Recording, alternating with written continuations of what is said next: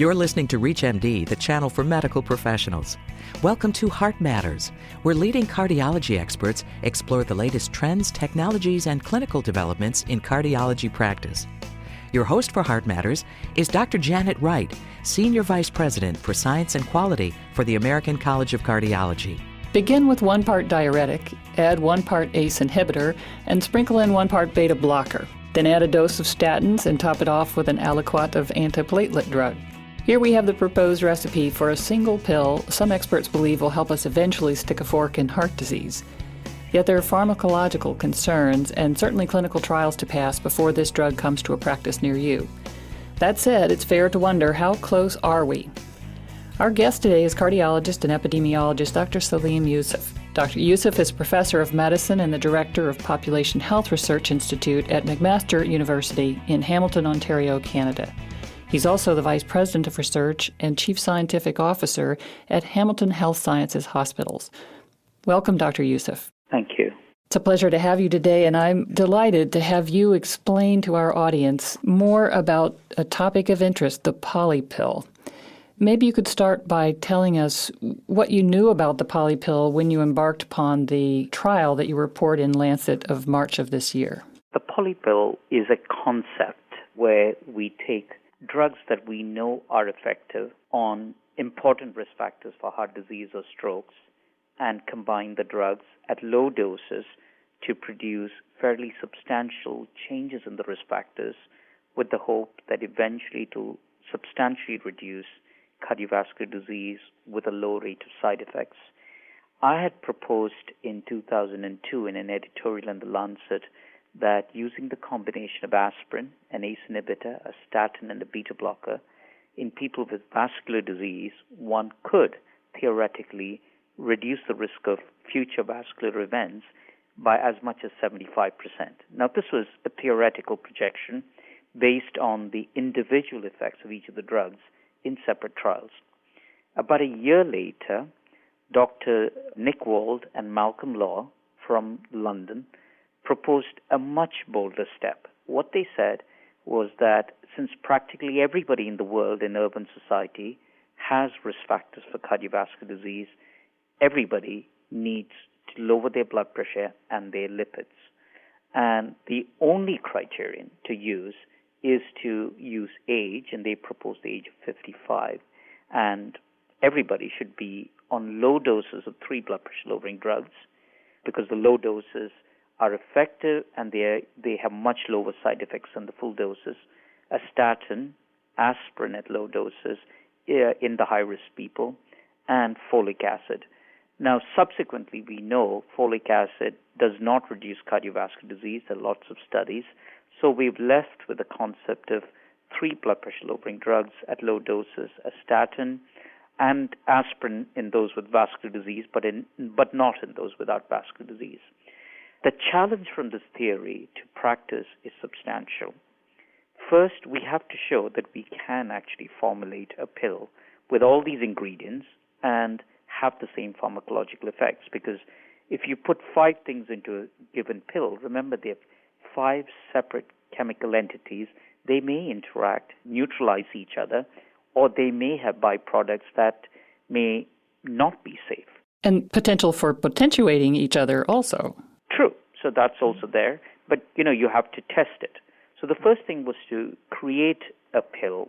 Now, the second thing is when you put 5 things into a pill, you can't just make the pill 5 times bigger. And normally in a pill, about 10 to 20% of a pill is the active compound. The rest is what's called an excipient, which is a stabilizer. Now, there is a reason why you need a certain amount of the stabilizer that makes sure that the chemical entity is preserved for some years and doesn't change its characteristic. Now, when you put 5 pills into that, you're forced to reduce the ratio of the active components to the excipient, and we don't know what the stability of that compound would be. So that needs to be tested as well.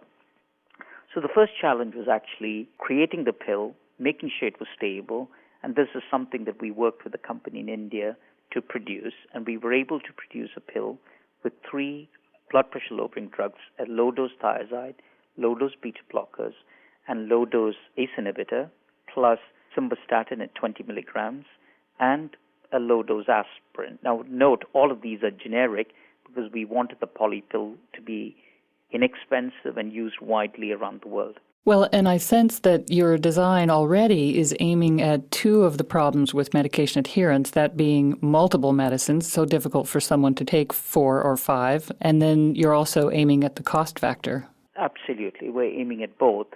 Now, after having shown that you can formulate it and that it's stable and that you're getting the blood levels of each component as if you gave each one separately, we went forward and did a large phase 2 study. For a phase 2 study, a study of 2,000 people is a fairly large study. We had 9 arms, the Polypill or the Polycap, because these are microgranules with each component then over-encapsulated. And we were able to demonstrate that each of the blood pressure lowering agents acted the way we would expect them to act, and they were additive. The second thing we were able to demonstrate was aspirin had the same effect. What we found is that the effect of the statin was slightly reduced by about 4%. So normally you get about a 25-30% reduction in LDL cholesterol. Here we had a 4% lowering. It's not huge, but it's something you would rather not have, but that's still pretty good. And the other thing we found was that the Polycap was well tolerated. We were concerned of two things. One is if we took people with average blood pressures and gave them 3 blood pressure lowering drugs, the blood pressure would be reduced so much that they would have a lot of dizziness and fainting. That did not happen. The second thing that we were concerned about is that as the number of active ingredients given increased, that the number of people having side effects would increase. Strangely or surprisingly, we didn't see that. So the number of people stopping for side effects was 2%. Now, a higher proportion stopped it because they just didn't want to be compliant. In a blinded study, they don't know whether they're getting an effective therapy or not. Well, and these were folks who were otherwise healthy. Your population was, I think, ages 45 to 80 with only one risk factor. So, the people questioned whether they should take it. You can understand we couldn't do this study in people who already had heart disease because all these drugs are indicated in them. So we couldn't have a design where you withheld some or all of these drugs. So that's why we were forced to study this population. I think we learned a lot from this study, and we have projected that this particular formulation at the low doses should reduce heart disease by about and strokes by about 50 to 60%. Now, that's theory. That's a projection based on the degree of risk factor lowering, and we obviously need to test this hypothesis in large trials over the long term to see whether you're going to get that benefit. Having said that, I would say clearly people with vascular disease would anyway use these drugs.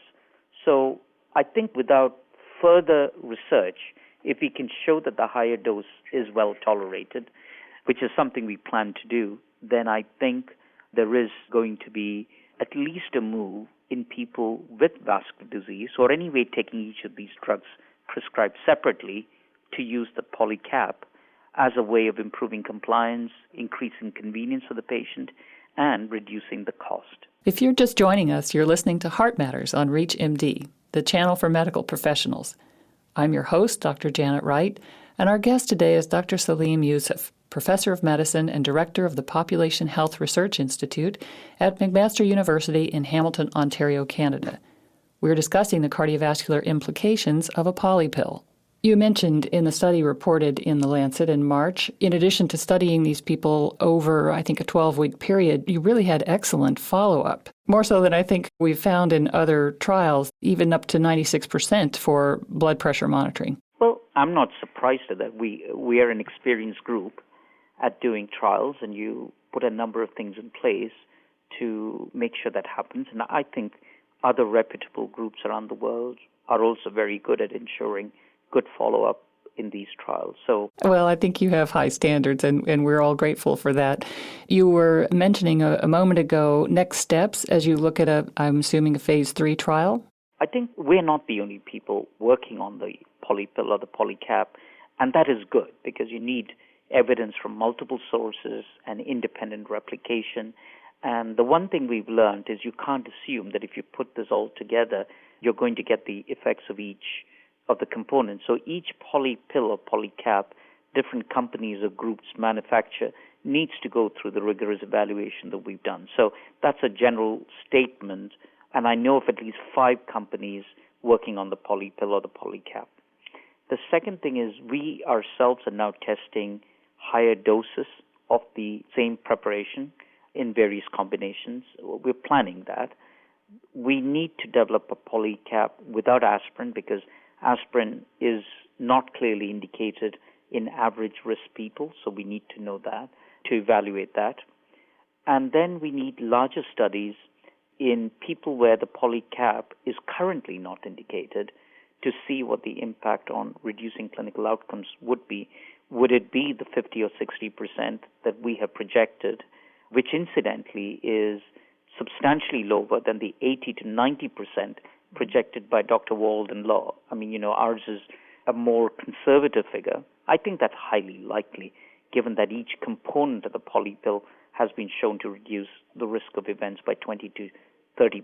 So it's not a stretch of imagination that 5 things put together will give you double of what each component does. So I think our projections are not wild. They are likely to be real. But I think, though, we need to prove that in healthy populations, in people who have risk factors but no disease. Because if the real benefits are large, then people would say, well, that is, and the side effects are low, then people are going to say that is indeed worth taking.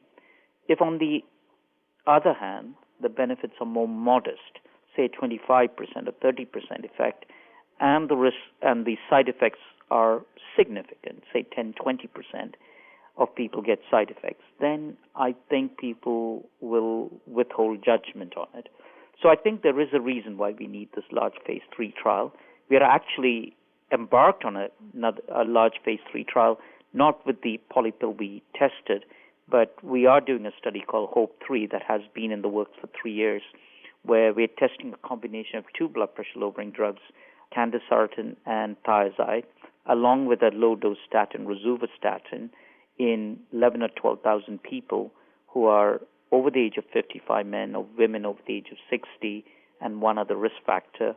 And the goal there is to see whether this will reduce the risk of clinical events. The only difference compared to a polypill is it has 1 component less. Now, note, aspirin is not recommended in this population anyways. And the second thing is it's not in a single pill, but there's a group that gets 3 drugs together. So it's testing the concept. It's not exactly testing the pill. So that study is underway. We are in discussions, and we put in a grant application to the Wellcome Trust for a large study of the polycap, the way we formulated it. We should know in a few weeks, and if we are lucky and successful, then we'll be off to the races, and by the end of the year, we would have launched a large clinical trials looking at clinical outcomes. But I think a range of trials are needed in different conditions, done by different people, and I think it'll be the collective evidence from several studies that will finally clarify the exact role of the polypill or the polycap. This study that we're talking about was conducted in India. I'm assuming that another step will be a different population to see what component that genetics might play in this. Well, I don't think genetics plays a big role, but that's a question everybody raises. So the HOPE-3 study that we're doing will have about 2,000-3,000 people of European descent, a couple of thousand people of Latin American descent, 3,000 people of Chinese descent, 2,000 people of Indian descent, and perhaps 500 people of Black African descent from Africa. So I think we are sensitive to it. So the HOPE-3 study deliberately has ethnic diversity. We've been talking with Dr. Salim Yusuf about the potential to reduce cardiovascular risk with a single polypill, and Dr. Yusuf is very single-mindedly dedicated to reducing the risk of heart disease across the globe. Dr. Yusuf, thank you so much for being our guest today. My pleasure. Thank you, Chand. You've been listening to Heart Matters on ReachMD, the channel for medical professionals. For more information on this week's show or to download a podcast to this segment, please visit us at reachmd.com. Thank you for listening.